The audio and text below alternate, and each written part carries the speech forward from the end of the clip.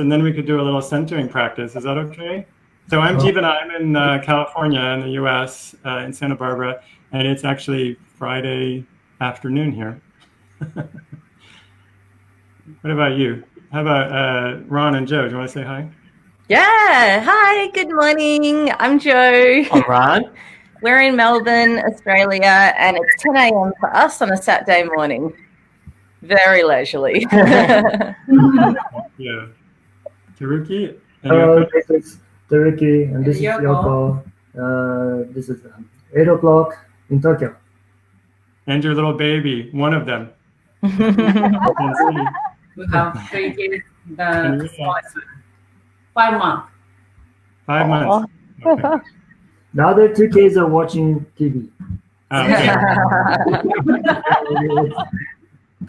I was thinking in lockdown it would be hard to have very small children, but good luck. Ria, how about you? Hi, Ria. Hi.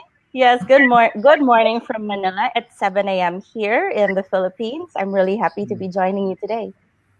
Thanks for getting up so early for us. Thank you. Could have planned better, I think. Mm-hmm. All right, can we do a little centering? Should we?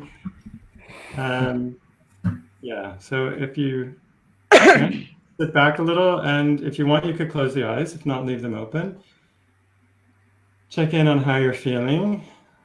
Maybe take a breath and feel length in the spine as you inhale, and grounding down as you exhale, feeling connected to the earth through your feet, through your seat. Noticing the breath. Let's spend a minute following the breath.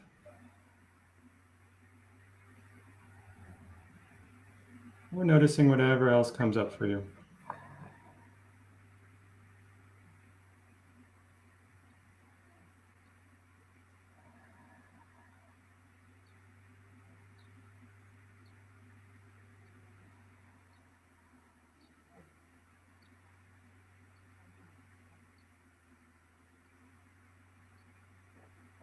Now take a deep inhale and slow exhale. Opening the eyes when you're ready.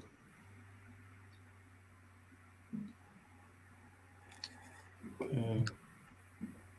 So I'm very grateful to all of you for coming, and it's exciting because this is the first one of these that we've done where it's really reaching out around the world to talk to people how they're doing during this time.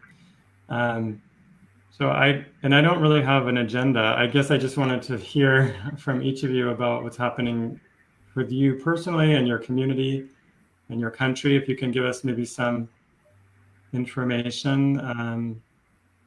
What do you think? Maybe we should start just talking about personally how you're doing. Just, what's happening for you? Do you feel like you have what you need? Are you comfortable? I mean, how is that for you personally?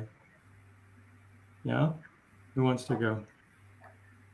Oh, I guess we could start. I'm just going to jump in.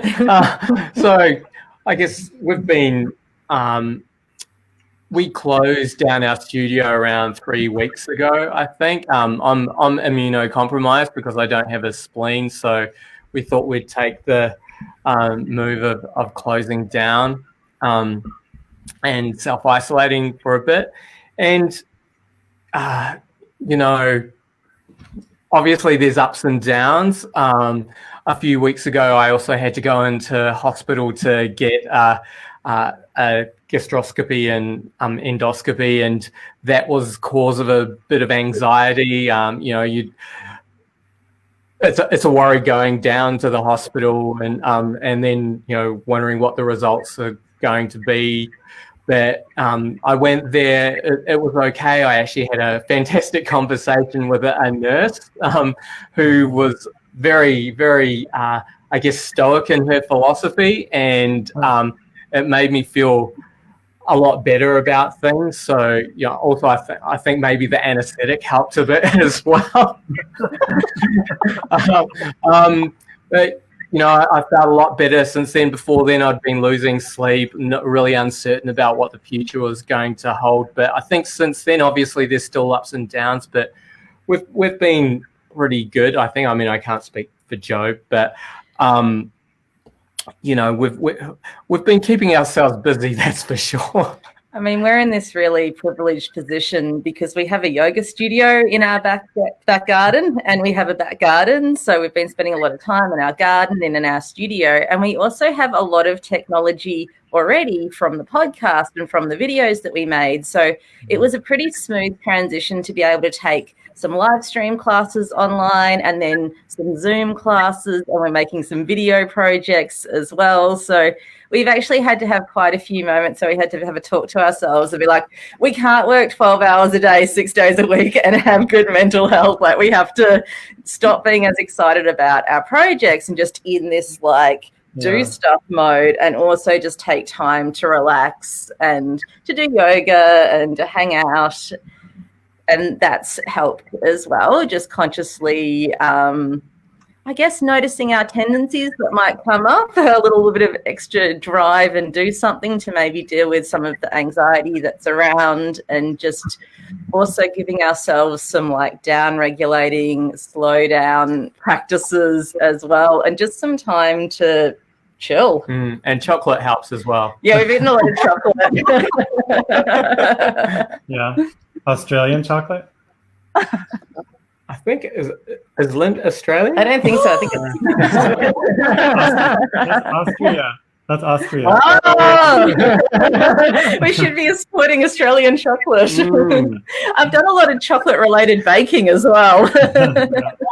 We've been eating really well. We've been spending a lot of time cooking and then just eating in the garden, and that's been really good. Great. Who else? Someone else want to share? I've run out of Australian chocolates. Oh no! Yeah, I had from Melbourne earlier this year, and I did bring home some. But you know how it is when you're a little bit stressed. Chocolates do help quite a bit. So I did bring some home for friends, but they never got it. Fair enough. Self-care. Well, personally, it's been a bit of a struggle here in Manila.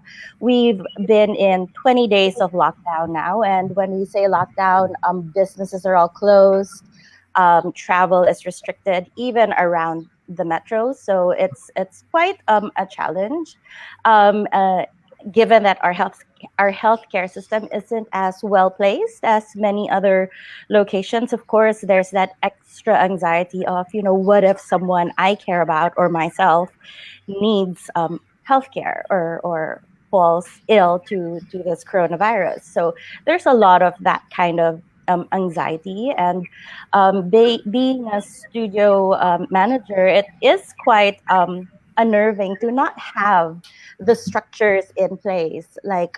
When I'm thinking of our business, I don't know what's going to happen after this lockdown and how we can navigate the challenges that this is bringing up. Without being too political about things, but there's no tax breaks, there's no plan for businesses, there's really not a set organized way to recover from this. So that definitely is bringing up a lot of anxiety and worry personally and professionally. Even my clinical practice is a little bit on hold now. I'm a psychologist also, so it's hard to see clients online because we're transitioning to that, but it's really not the same. And given our internet connection here in Manila, which isn't always the most reliable, it does lend a little more difficulty to that, which is why transitioning to an online space is not as seamless as we'd like it to be. But it's been very helpful to have community, whether here from my own spaces, but also the online community around. So, like Joe had mentioned, the podcasts, the live streams, the little community care programs that many other teachers have done have really been very grounding and centering. But I do also want to acknowledge that I come from a place of privilege, and I have access to these, and not everyone does. So there's that whole sense of, concern for the broader community, like people I work with who don't have access to all these. Okay, thanks, Ria. Personally, our life is getting busier and busier. The school has been closed, and emotionally, kids are unstable these days, especially our eldest son. How old is he? Energetic one. Yeah, So hard to keep. He's crying. How old is he? How old is he? 5. 5. 5 years old. He wants to go out and play, but he cannot do so these days. So, but basically, we are medical doctors, and what we are doing before coronavirus pandemic and after that, that much changed. We always care about the standard precautions, the washing hands, the cough and sneeze etiquettes, and we always care about that. So, but kids' schools and their emotional change, that has a really negative impact on our family. Yeah. Yes, I'm sure having 3 small children would be very hard right now. Yeah, especially the Japanese house is not so big, so it's so hard to keep them inside. Yeah. And are you allowed to go outside to walk or to a park? We're allowed to go outside here in Tokyo. It's not prohibited, but the Japanese government ask us to stay inside. It's a cultural issue. If the government asks us, we Always follow. always follow the rules. Yeah. And Ria, you said no, you can't go outside? No. I mean, I do live in a place where there's a little more space to walk around, but that's not always available for many of the people here. So that's not. Wow. Yeah. I have a question, if that's okay, for Ria and for Yoko and Teruki. How are you guys managing food? Is it all deliveries, or are you allowed to go to buy food, or is that another thing that's a real worry for people right now? For me, in some areas here, it's a little easier to go out and buy food. We do have what we're called a quarantine pass. So each household is given a pass, and one person can use it to go do the essential things like buying food, medicine, and the like. But in other areas, it's a little more challenging because the transport system has been closed down. So if you don't have a car, you have to walk. And it's not always very near. Wow. Yeah. And then you have to walk back carrying all your food for as long as you can. Wow. Yeah. In the case of Japan, we're still allowed to go outside freely, so we can go to supermarket, and we also use delivery service as usual. Yeah. And what about in Australia there? Can you go out as you like? We're allowed to, I think we're on, they're calling it stage 3 lockdown. We're allowed to go outside to exercise, to get food, or to work. There's delivery services. We sort of live pretty close to a supermarket, but it's literally right across the road from our house. Yeah, but it's a kind of harrowing experience when you're in the supermarket, someone a few meters away is sort of coughing. Everyone's a little bit anxious. Yeah. Going out is a little scary right now. I mean, it's just there's fear.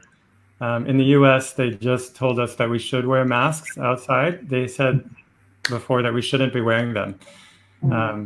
And what's happening in the US also is that every state has different rules. So it's just very confusing. We've been on lockdown here in California for over 2 weeks, but some states started just today. Wow. It's a little disorganized here, very disorganized.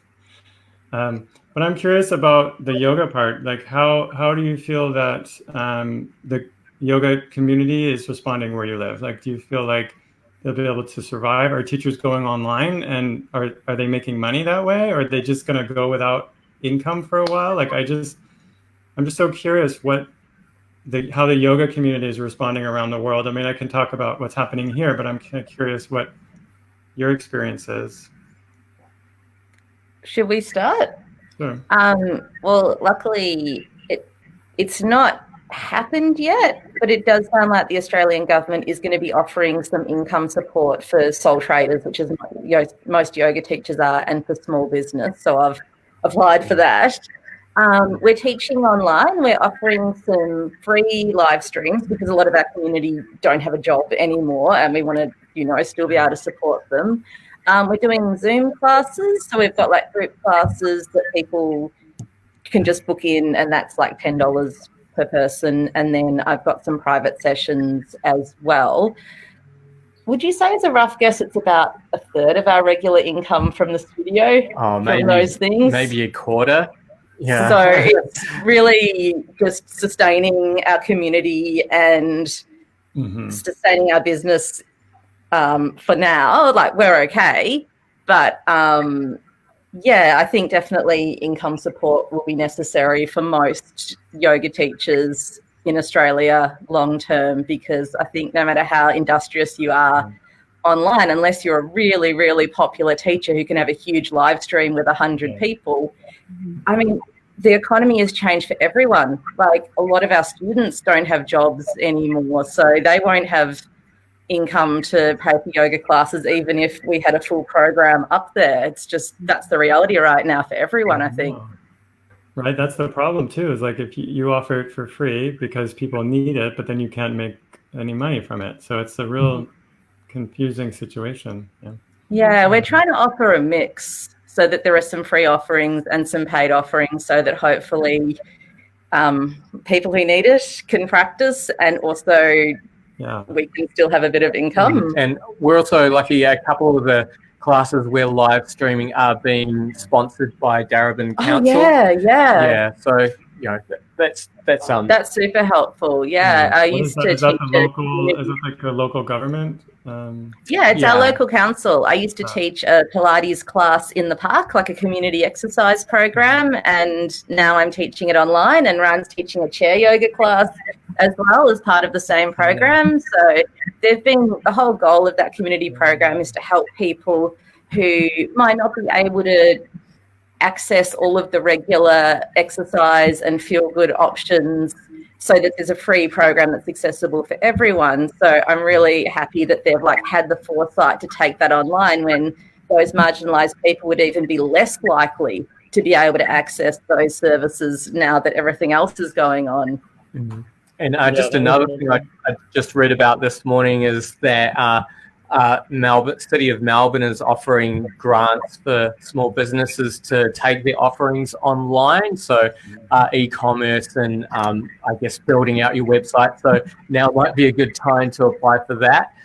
Especially if you need to buy some new equipment to make this happen. Interesting. What about you, Ria or Teruki, Yoko? How's the yoga community responding? In the Philippines, there are no plans in place with regards to the support for small and medium businesses. At least we haven't found that yet. My studio has definitely gone online as a service for now. So from the day that a 30-day lockdown was announced, it was a Sunday, one of our teachers just went online to connect with community, and the feedback that we received was that people really needed it.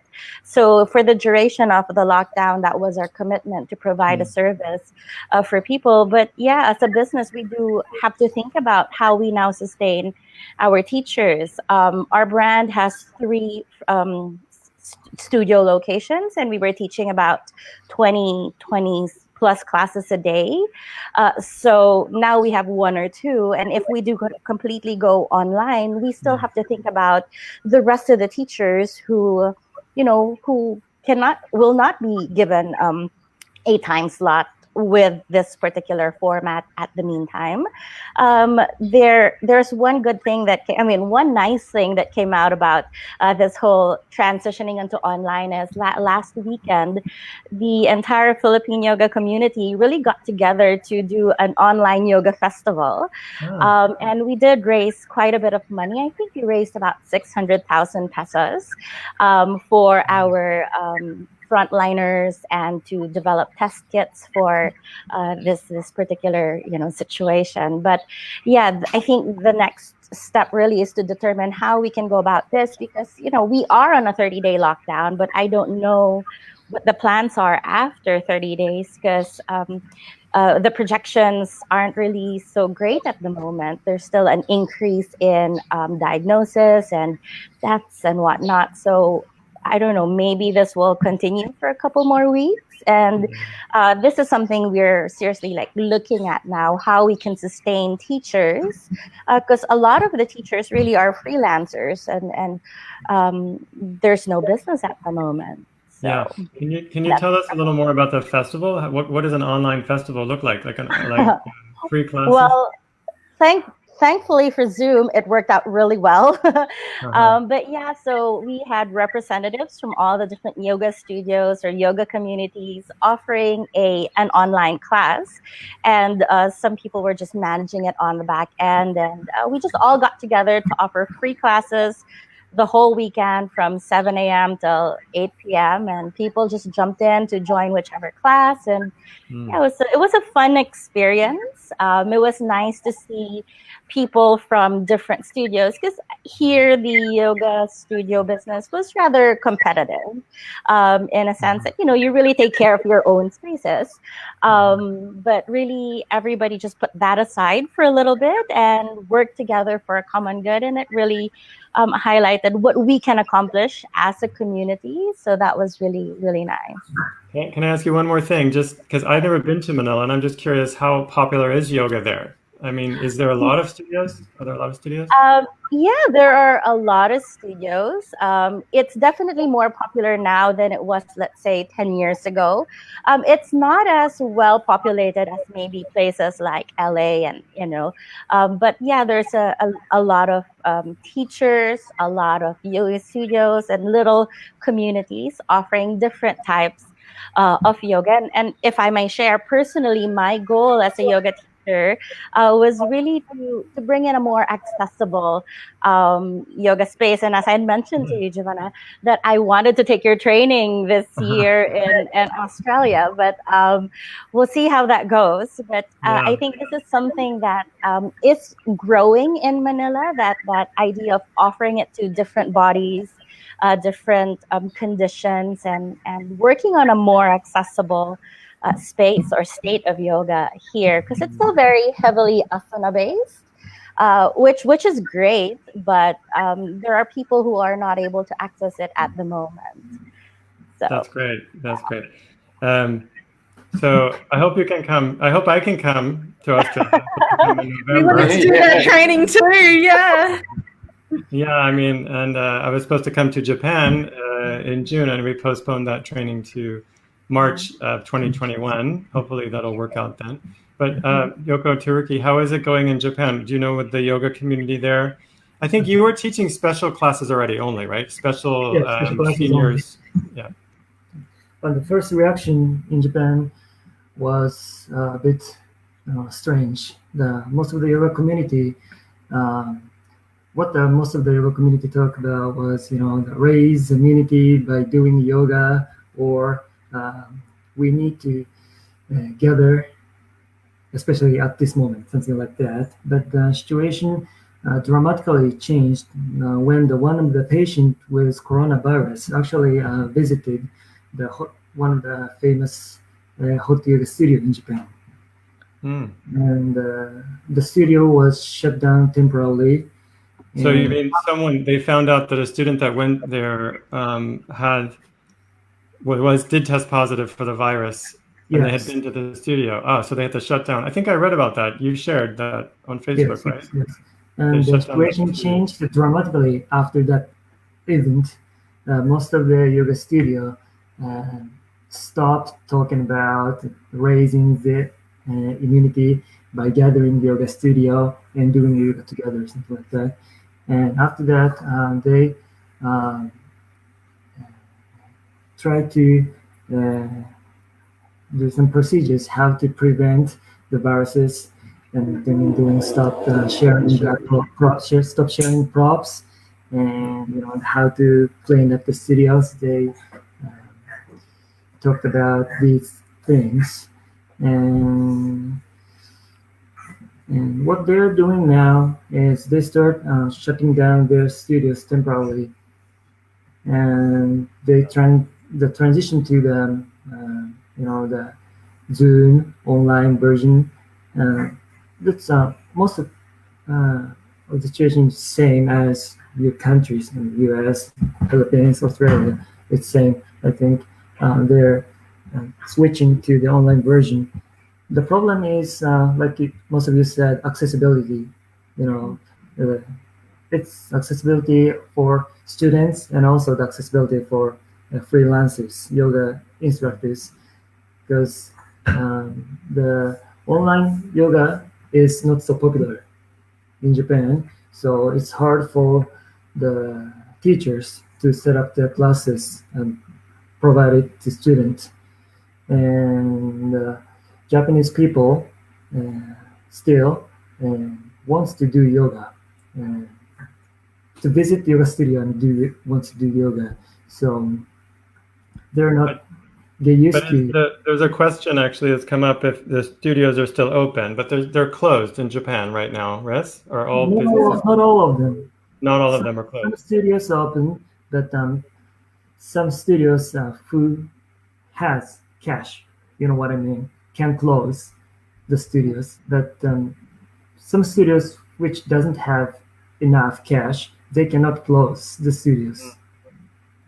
So that depends on how much they are, uh, can I say, strong economically. I see. Because here in the U.S., it depends where you are. That we've had to close. Like in California, it's a lockdown. Only essential businesses can be open. So yoga studios cannot be open right now. In Because California. Japan hasn't been locked down yet, Uh-huh. and furthermore, we don't have the laws to force someone's action. So we don't have such kind of law. What the Japanese government can do is only request Uh-huh. our people to stop going out. Uh-huh. And that's what's happened. And you say Yeah. most people follow that request. Yes, it's we are Japanese. We follow the rules. They follow the rules. I have a question for you, Teruki, if that's okay. Yeah. I was wondering if maybe the reason why a lot of Japanese people are not excited about practicing yoga in their homes is because a lot of people would just not have space. Like they would have a small apartment and other people trying to work from home as well. So there's not a good space at home to practice. Do you think that could be a factor for people? Not really, but the one of the issue is the yoga itself is not popular enough for Japanese people. The most how can I say, the major segment is like other countries. I think it's same, but 20 to in the 40s, young ladies. That's a major segment, yoga segment in Japan, I think. And those people mostly practice yoga at yoga studios. So doing yoga at home is still not so popular, I think. And other segment, other people do not do practice yoga as their exercise. There are so many other alternatives. I mean, go walking, tai chi. I don't know, go to sports gym, swimmings.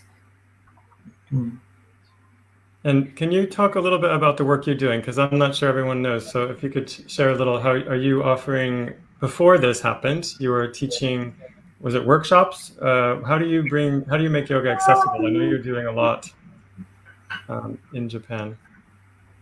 We visited nursery, Japanese nursery for elderly or moms at the hospital. So we delivered accessible yoga mainly, and did some workshop. Yes. And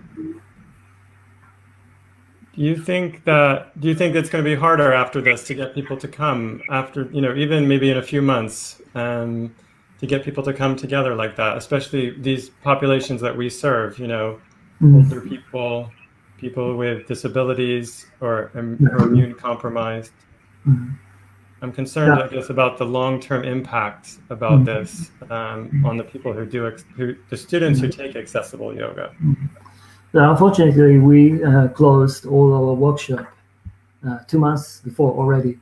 It's because as a medical doctor, we care about the physical issue and also on the mental issue. But we care about physical issue much more for now, because the client we normally teach doesn't have they're not healthy sometimes. They have disabilities, they have some disease. The patient who has cancer, or patient who takes immunosuppressive, and once they get the virus, maybe they cannot survive. So we thought it's not a good idea to visit there, because we, as a medical doctor, visit so many places, nursing facilities and hospitals, clinics. test the patients. And that we may transmit the virus. Right.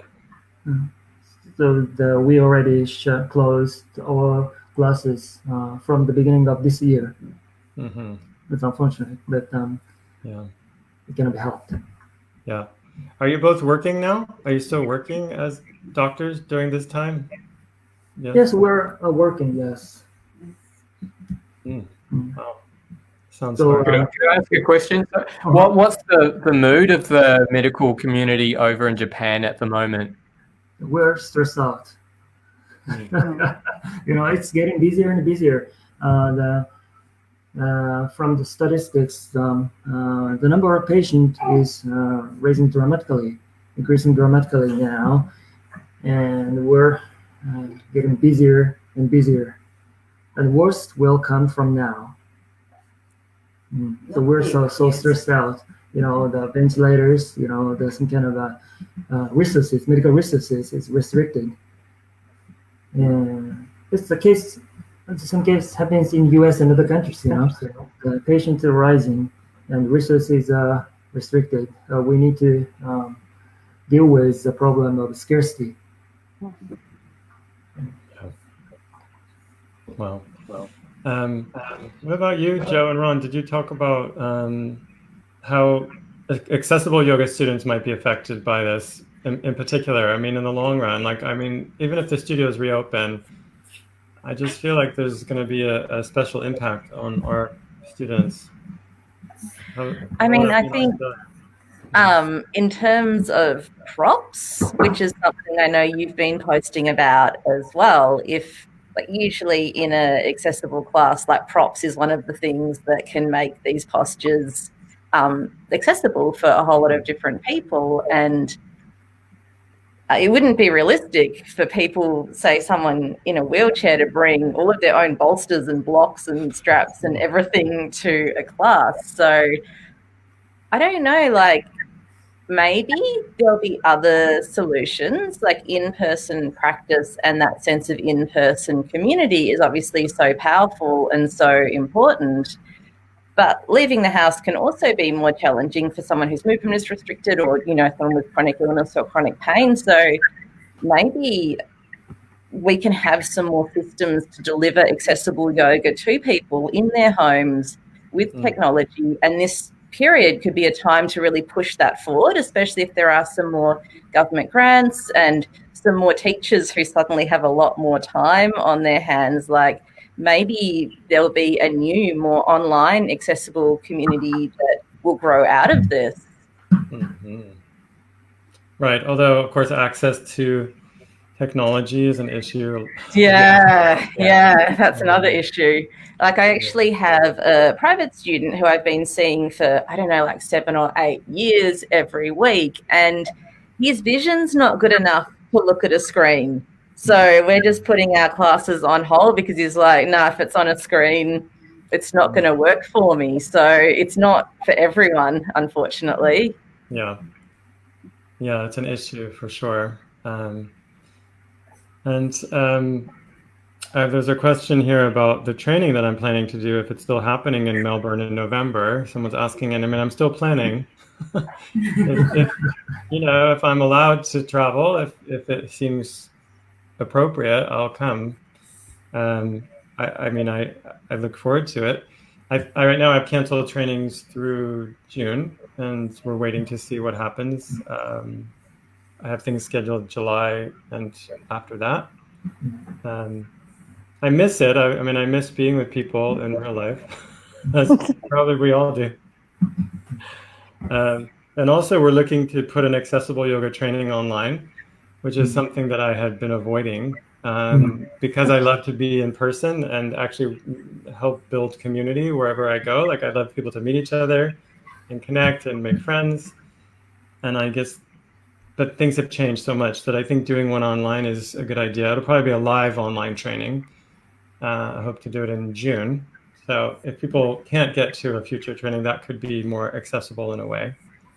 But it's hard to teach asana online, I think. So I'm really struggling with that, especially training yoga teachers and not being able to see what they're doing so much. It's hard, especially if there's a lot of people on the screen, to really see what's happening. Are any of you teaching online right now? Are you doing any? Yeah. You're doing it. So you're doing quite a lot online. Yeah. I found 4 people is a great amount to be able to see and to be able to communicate with everyone in the group. Yeah. My biggest interactive online class has been 10 people, and that felt pretty hectic. And especially if people are in like a dark room or they've put their phone somewhere where it's hard to see them. I found it really hard not to get sucked into trying to like help everyone work out their technology so they could see me and they could hear me. And then there's like 9 other people who just want to do some yoga, and we're trying to like work out how to switch their camera back on. So hopefully that's a learning curve. And once everyone gets more comfortable with using Zoom and where they want to put their camera and things, then that won't be as much of an issue. I actually wrote a little blog post to our students, mainly because I wanted to help people feel at ease if it felt like it was a big obstacle to go online and they hadn't done that before and they thought it was going to be really complicated. So I just put in the basic steps of like, here's the link to download Zoom, here will be the meeting link. And I went back into it and wrote things like, make sure you can see your screen from where you are because otherwise I can't see you. And maybe tell your family you're doing a yoga class so don't stay out of the room, and also tell your family and your housemates to like switch off Netflix and not online gaming while the class is on. So there's all these other like interesting little logistical things that come up. Even just some of my classes it works better to have like landscape low to the ground and then sometimes portrait higher up depending on what kind of movements that I'm going to be doing. And yeah, I'm still figuring all of that out as well. I'm a lot more exhausted after teaching an online class with 10 little screens. Like, I feel like I can connect with people, but it's taking my full powers of concentration to do that. Or in class, it would just be so much more intuitive. You could tell who was struggling. You could tell who wasn't understanding. You just would get that information without having to think about it from people, whereas I'm still adjusting to the new paradigm. Yeah. I haven't really been teaching online very much. I've been doing more like live things or recorded where it's just me and I don't have I can't see the students at all. So I'm just like doing my best. You know what I mean? Like as if you're teaching and you can't see anyone. Yeah. There's an element of fun that comes with it as well, because like we've all got to meet each other's pets, which has been really cute. There's been so many like kittens and puppies joining the classes, and we also have like just factored in a bit of like chat and hangout time after each class as well, because that's just part of being in a community, to have that opportunity to connect with people, and especially when people are like working from home or not working and at home all day. We really wanted to still have that, you know, that feeling of, oh, hello. This kind of thing happens, you know? We shut our cat out because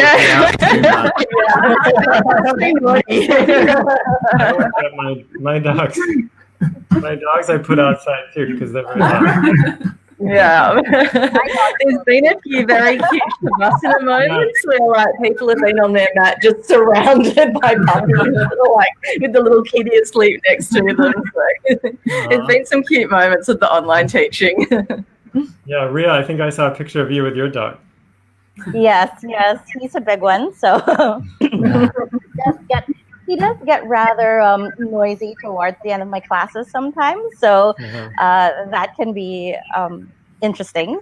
I've been teaching a lot of live stream classes, which, you know, you don't really see anybody, as you were saying, you know, it's just you. So it took me a couple of tries to feel rather comfortable with the idea of just seeing myself do the shapes and the moves. So it's like a little weird.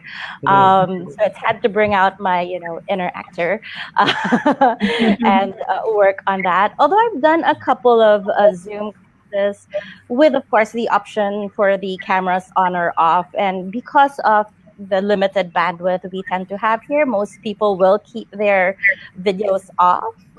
So that, again, poses a new challenge. But this whole shifting into online teaching, because we are the social media capital of Asia, you do see everybody posting after class, and it's nice to see so many living rooms and pets and, you know, all of their own setups. So it's been fun seeing so many rooms all of a sudden. So it makes me feel like more connected that way, despite this, you know, physical distancing.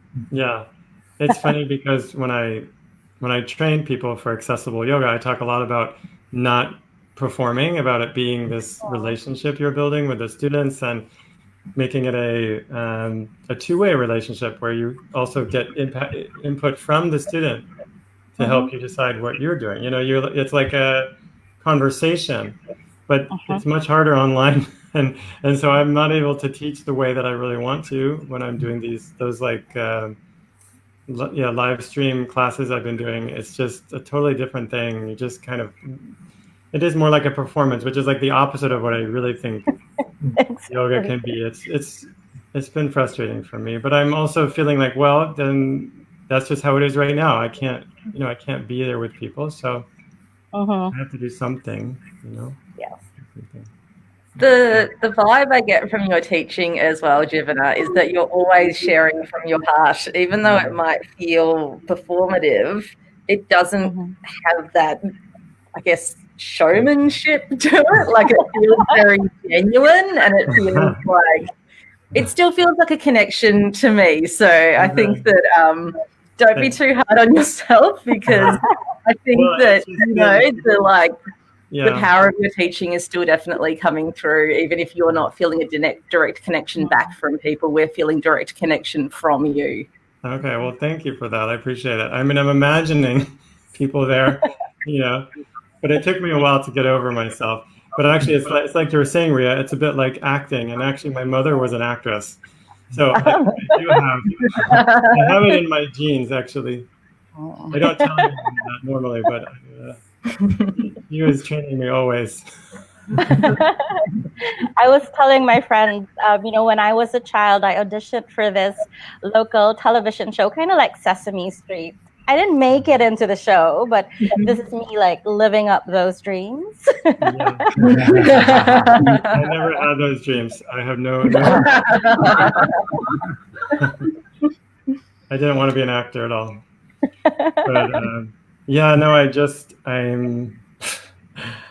I taught for I've been learning, actually doing podcasts help. Like I've done a number with you too. And a few other ones. I mean, I love your podcast, by the way. I just want to put a plug, and it's in the notes here as well on Facebook.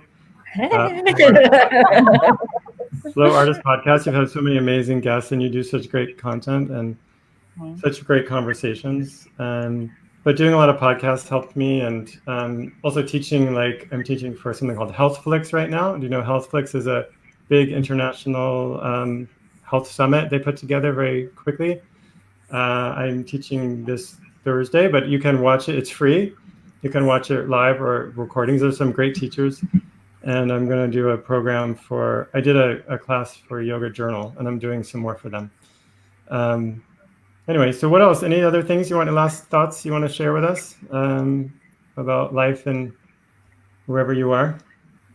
Can I share an event that a beautiful friend of mine has organized? She designs costumes for people to wear at festivals, and she's like a body positive designer as well. And so she's friends with a lot of creative people, a lot of performers, a lot of artists. And of course, those were all of the people that lost their work first, like before anyone else. So she's organized this online auction called Create Connection Easter Isolation Auction, which is like 10th to the 13th of April. So it's offerings from creative people. So it could be like an online guitar lesson, or she's doing a like fashion class so you can make things from the clothes that you have at home. I'm sharing a body positive yoga class, and it's been really lovely seeing her process of kind of sharing all of here's everyone's offerings. All of these people need work, but everyone is isolated at home, and we all need entertainment and connection and creativity as well. So projects like that have been really inspiring. Create Connection Easter Isolation Auction. Okay, we might need you to give the link to that at some point. We can put it in the comments too.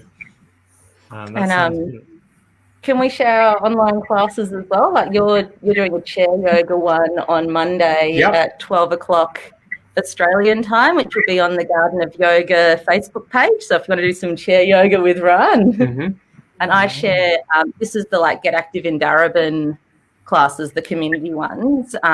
We share like a free yin live stream on Thursday night at 7:15 Australian time, and I give a lot of options with that as well to hopefully make it as accessible as possible for people. And I also do Pilates on Friday morning at 10 o'clock, and a lot of the people who came to my part class were retired and were older, so I have that in mind as I share that practice. There'll definitely be a lot of options for everyone, hopefully, but knowing there'll be a lot of older people watching, hopefully I'll be giving options that everyone at home feel comfortable with as well, because I know that that's a group of people who are extra isolated right now because they are in a higher risk group, and that community exercise and connection was so much a part of a lot of those people's lives who I saw each week that I really want to be able to keep that going until we can meet up again in the park in person. That's great. Thank you. How about you, Ria? Can we watch you teach? Yeah, yes, please. I'm actually teaching one this afternoon here in Manila at 4 o'clock. So you can just head on to our studio page. It's called Yoga Plus PH. So you could just find us there. I'll pop the link over in the comment section. If Yeah, that's I mean, I think it's there, but please add it again. Yeah, and speaking of online festivals, there is another movement group doing an online festival this weekend. For the life of me, I can't remember the name right now, but I definitely will pop the link over in the comment section after this talk. Yeah, so they're doing a run for similar to what we did last weekend. So it's today and tomorrow, all day long here in Manila. Please feel free to join in. All the classes are free, but donations are definitely more than welcome. I believe they're also collecting donations for frontliners. The online festival of last week is still up on our Global Manila project page, and I'll share that link as well. Okay, and if the links aren't available after we stop talking on here, you can just email it to me. Okay, we can add them. We'll do a summary. I will. We'll do a summary of all the links later and reshare the video. How about you, Teruki and Yoko? Is there anything that you're doing? You're not teaching right now. We're not teaching right now, unfortunately. But so for now, we don't teach, but we are trying to write some articles regarding the about connection or sanitary yoga and medicine or as a medical doctor. So please check on Facebook page. So we're providing those necessary information to yoga instructors and yoga studios in Japan. Yeah, that's great. I see you writing a lot of articles, but I can't read them usually, which is okay.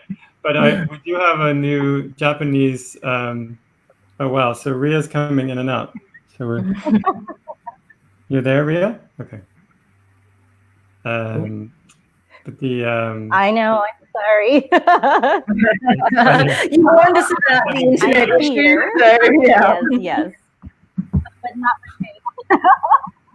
I'm here, but not. I was going to say, we do have the new Accessible Yoga Japan Facebook group also that you've helped to create, and you post there with your articles, which is beautiful. Yeah, thank you for doing all that work. And Medcare Yoga is you have a website, right? For people to find you. Also, we have an Australia Facebook group, right? So you're on there, aren't you? Yeah. That's a great place if people want to share anything there as well. We don't have one in the Philippines, though. Although we can work on that. We can work. We have. Maybe it's too soon. But anyway, I want to thank all of you. I don't know if you have any other things you want to share, but I just really appreciate this. It's fun to just hear about your experiences in different countries. And actually, what's amazing to me is how similar it is. Honestly, like at least your experience as yoga teachers, it feels very much like what's happening here.